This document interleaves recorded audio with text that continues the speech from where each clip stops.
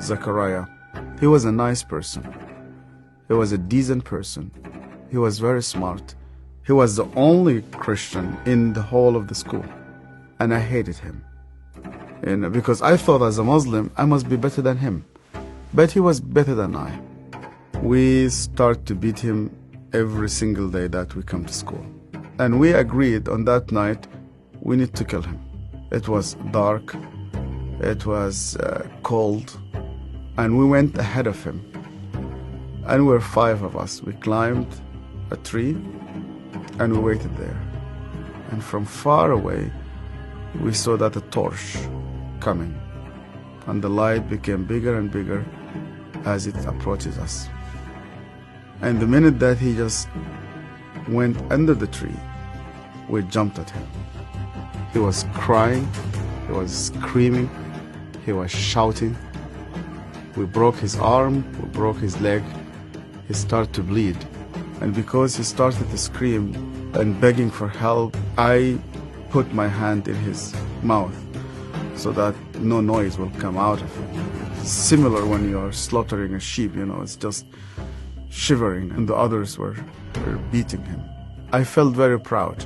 You were actually doing something for Allah. You want to please Him. And suddenly, he could no longer breathe, and we could not hear his voice.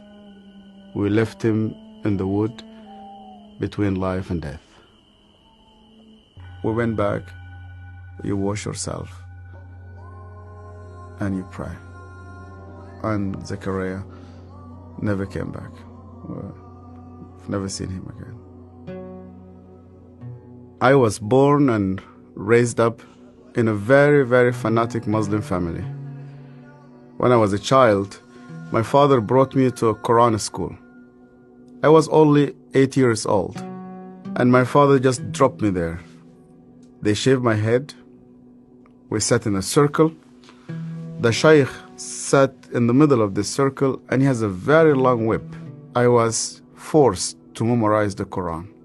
Every mistake that you do, this whip will just come right in the middle of your head. You're not allowed to cry, because in our culture they tell you men never cry. I was crying every single night. And they told me, you belong to the Islamic Ummah, and that's why you fight for it, you stay loyal to it. I started to hate people, to hate everybody who's not a Muslim. And I especially used to hate the Jews. So I was preparing myself to go and fight for Allah in the jihad. But every night I went to bed, and when we put the light off, I did not know what will happen with me if I die.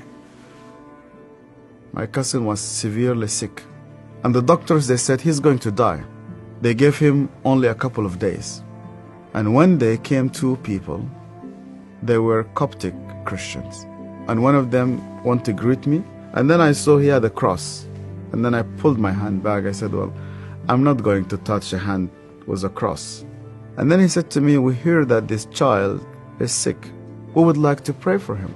And only out of politeness, I told them, okay. And they started to speak to God like a person that he speaks to his friend.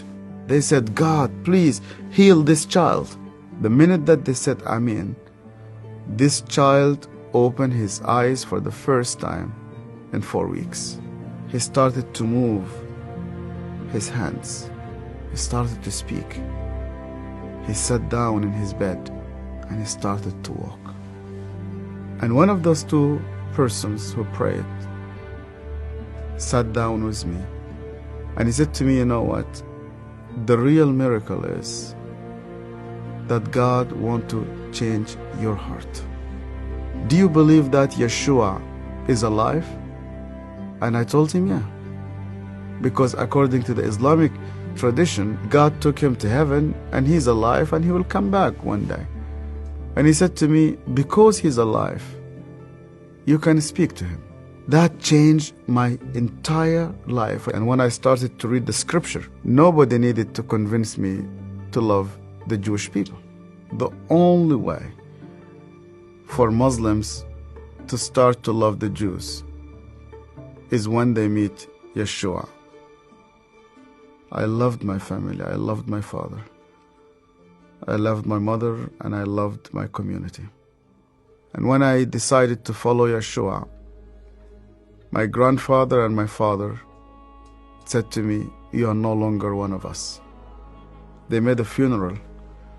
They invited friends and family. They brought a coffin to the cemetery, and they said, "Our son is dead." To be declared dead with no family. I said to God, "Where are you?"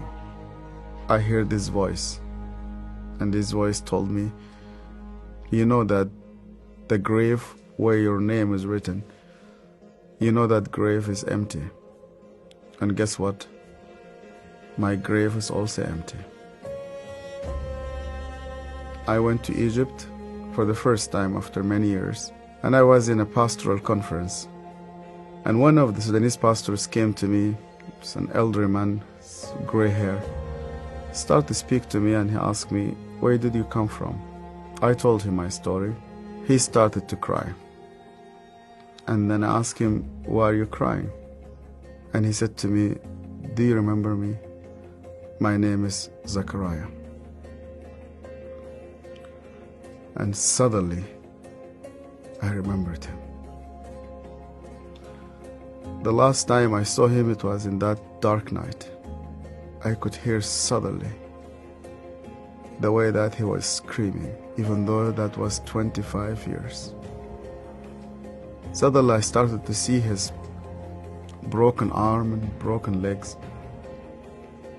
I started to see the scars which I caused him. I started to be full of shame. I was a bad person, yeah. I was terrible. So Zachariah looked me straight into the eye again, and he said to me, "Yasser, because you hated me so much, I was always praying for you." He opened his Bible, and the minute he opened his Bible, I saw that my name was written in the first page. I hated him. He prayed for me. On that day, God confronted me. He said to me, "Even before you start to think about me, I was thinking about you. To love those who hate you, you need someone whose name is Yeshua."